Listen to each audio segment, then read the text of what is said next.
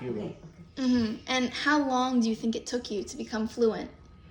It took me a while. When I was in the army, I had no choice but to speak English. So a lot of, I remember an instance. I was in Fort in Georgia, and they had four or five young kids. I was 17, 18. They joined the army, and they're from Puerto Rico. They didn't speak English. So I was trying to explain. The sergeant was there. I tried to explain what he was saying, and the sergeant said, "Only speak English." At that time, I said, "Well, no more." Then I had to speak English. Wow. So why did you join the army once you moved to America? I was drafted into the army. I didn't join. Oh, okay. So you had no choice. And your parents weren't happy about it? Well, my parents were in Cuba at that time. Your mother, was not happy that I had to go to the army because obviously she felt guilty about something. But I joined, and I think in a way that was good for me. But it also was the start of the Vietnam War at the end of the year. So luckily for me, I never had to go to Vietnam. So how old were you when you moved? From Cuba? Yeah. I moved in 1960, so I was about 23 years old. And then when you came to America, you were immediately drafted. No. I was drafted a year later, almost to Okay. the date I was drafted. Oh, wow. I came in on February 4th. I was drafted February 2nd. So Wow. next Yeah, year. exactly a year. Yeah. Was there any specific issues you had in America because you were not raised here? Well, specific issues are how people were loose. Today's even more. Today's worse.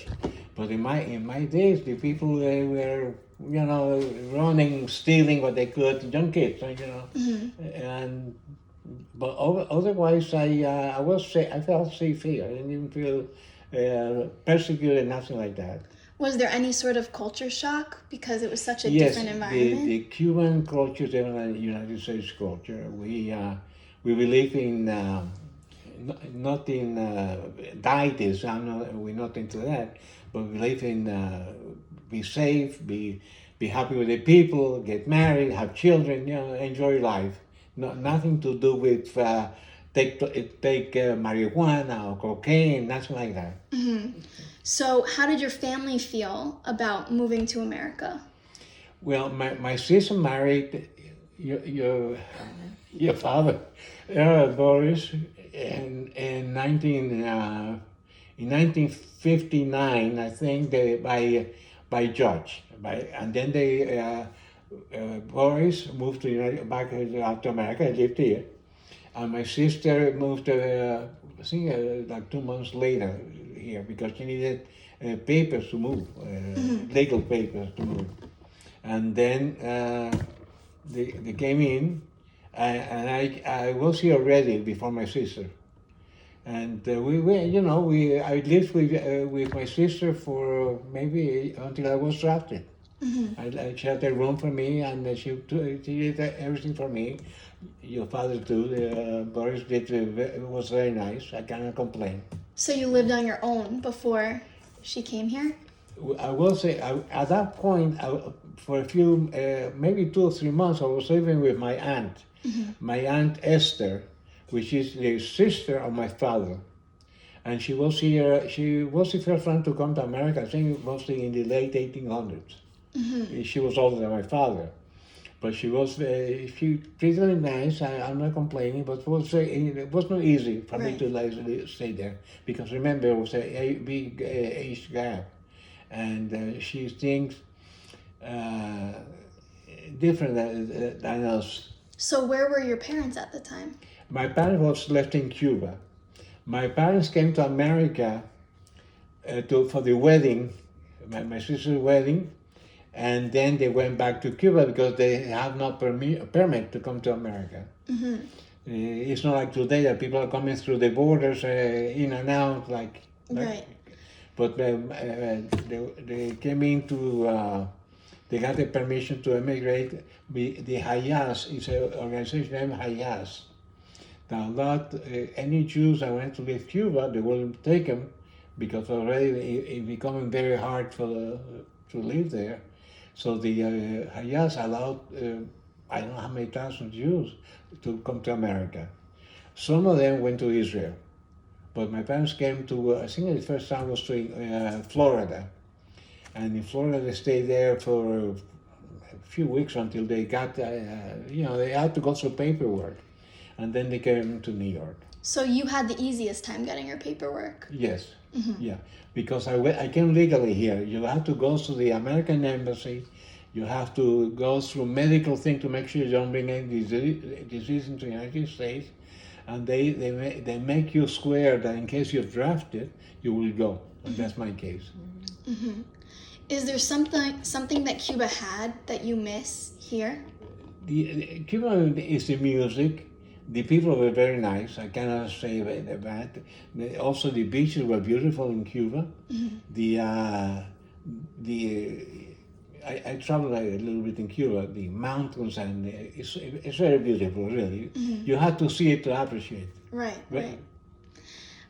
Tell me a bit about your family, how they felt regarding you moving to America as the first. No, they wanted us to move to America because they felt that once Rosita got married, they want to make sure that I follow up, and then they will follow in turn. Right. Mm-hmm. And if you could give one piece of advice, what would it be?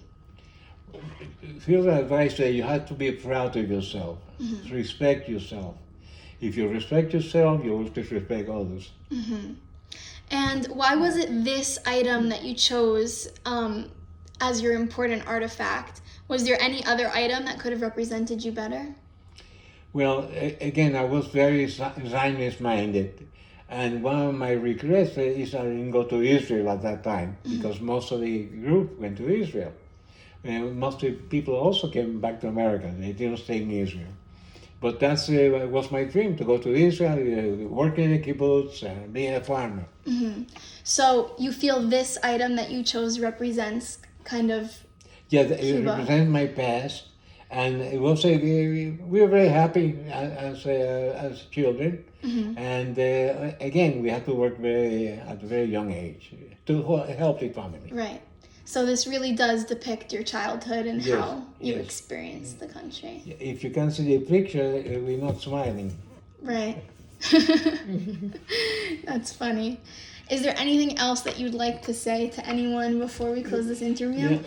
Yeah. The only thing I can say is that we, as human beings, have to respect each other. Mm-hmm. Unfortunately, it's not happened because people are taking advantage, and the government, I cannot complain about the government, but they're not good anyway. Mm-hmm. And they are creating a lot of problems, and people are losing faith in our system of life, okay? Mm-hmm.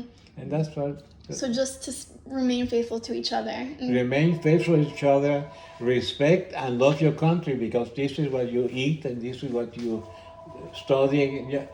You have to respect the way of life you have here. Mm-hmm. And don't forget who you are, because a lot of people want to forget what you are. Mm-hmm. If you're Jewish, be proud to be Jewish. If you're Christian, be happy to be a Christian. I'm not saying nothing, but you have to respect yourself. Mm-hmm. Okay. Thank you so much. Oh, please. Thank you.